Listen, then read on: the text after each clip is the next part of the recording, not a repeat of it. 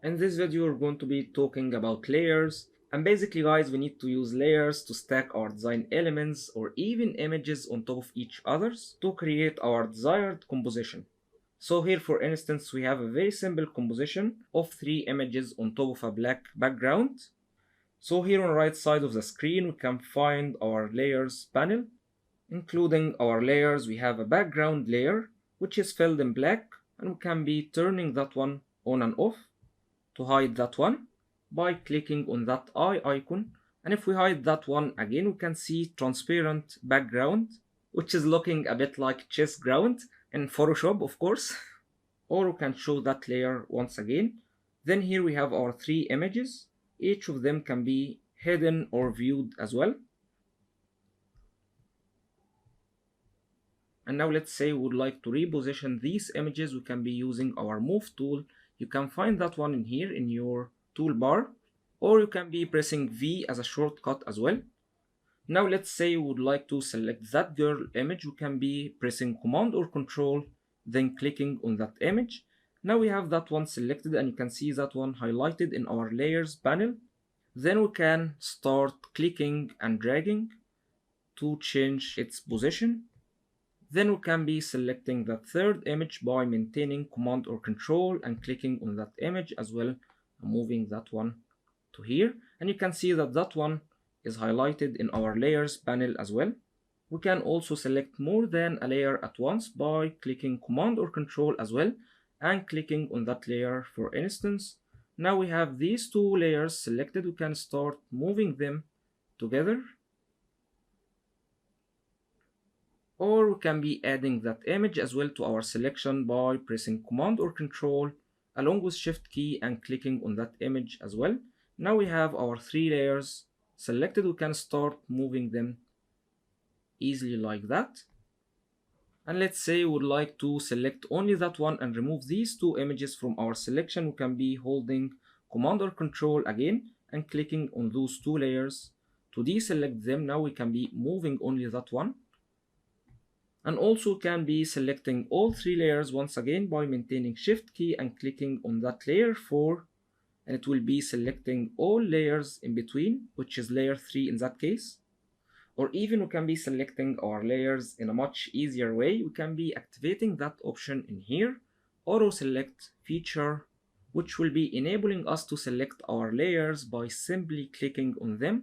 So let me deselect all layers by clicking on that background layer, which is a locked layer by the way and by default as well.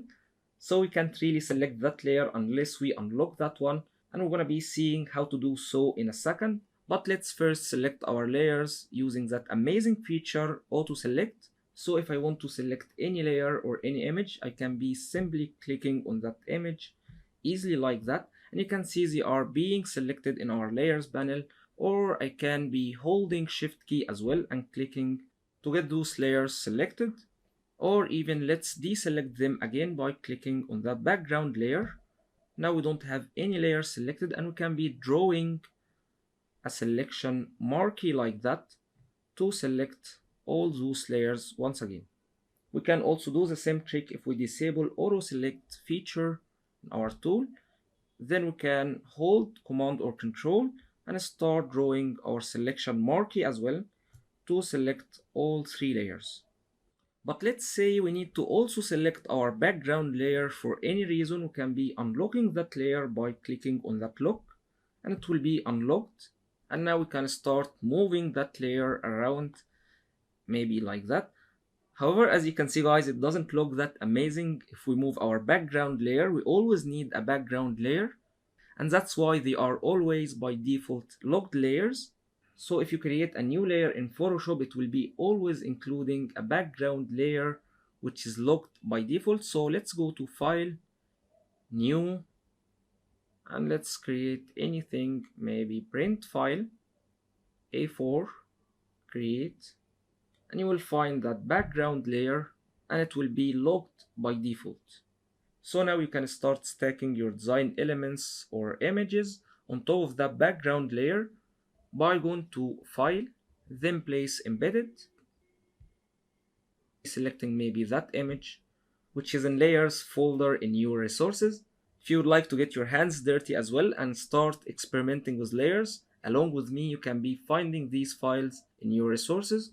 However, let's place that image for instance, and let's also transform or resize that one as well. By hovering on any of these corners and dragging our mouse inside, we can be also holding Alt or Option key to get that one also resized to center. Then we can be hitting return to commit that or execute that. And now as you can see, we have a very simple composition containing two layers, which we can also change its color. So here we have our foreground color and our background color. You can be pressing D to get them into black and white as well if they have different colors. And let's say we would like to fill that background layer in black, we can go to edit, then selecting fill. I'm gonna be selecting foreground color in that case, which is black, hitting OK. And now we have a black background layer, and also we have our image, which is also including that icon in here. And that means that we have that image as a smart object. We're gonna be discovering smart objects later in detail through that course, so I'm not going to explain them right now. However, they are mainly used to maintain resolution for our design elements and images. So let's go back to our previous file once again. And let's say we would like to lock our background layer. We can be selecting our background layer, moving that one. Of course, we can be undoing that step by pressing Command or Control Z. However, let me show you guys how we can be getting that one as a background layer by going to Layer menu. And here we have New. We can be selecting Background from Layer. And now we have that one locked again, and it has background name as well. And let's also say that we need to add another image to our composition. We can go to our resources folder again, and this time instead of using place embedded, we can be dragging and dropping our image just like that, which will be doing exactly the same. And I find even that drag and drop is more convenient sometimes. Now we can be scaling that one a bit, then clicking on that commit. Now we have that image behind our layers. We can rearrange our layers by clicking on that layer and dragging that one on top of other layers. And you will see that blue line indicating where your layer will land. Or even we can use shortcuts to rearrange our layers by pressing and maintaining Command or Control along with square brackets. So pressing Command and left square bracket will be sending that one to back, and right will be sending that one to top. Or we can be adding Shift key to our shortcut to send that one to the very top of our layers or very bottom of our layers. So Command or Control Shift right square bracket will be placing that one to top or very bottom, as you can see in our layers panel. And now let's say we don't really like that image in here and we want to keep that one. We can be also right clicking that layer to select either that layer or our newly added layer or our background layer. So we can also select our layers by right clicking on them. So in that case we need to select layer 3, and I'm gonna be deleting that layer by dragging that layer to that trash icon in here, or you can be pressing delete or backspace on keyboard to delete that layer as well. Now selecting that layer once again, pressing Command and clicking on that layer or Control for Windows users, and moving that one to here. Now let's say we are happy with our composition and we need to save that one. So we need to save that one in a format that supports layers, since we have more than a layer in our file. So we can go to File, Save As, and here we have formats for our file, and by default you will be getting that BSD file format, and you can see that one next to your file's name, which you can change of course, and you will find in file format Photoshop, and also make sure that you have layers option selected. And this is very essential if you would like to re-edit those layers once again, maybe changing your composition or make any modifications to your design. You will need to use your BSD file format, especially if you're going to re-edit that one again in Photoshop.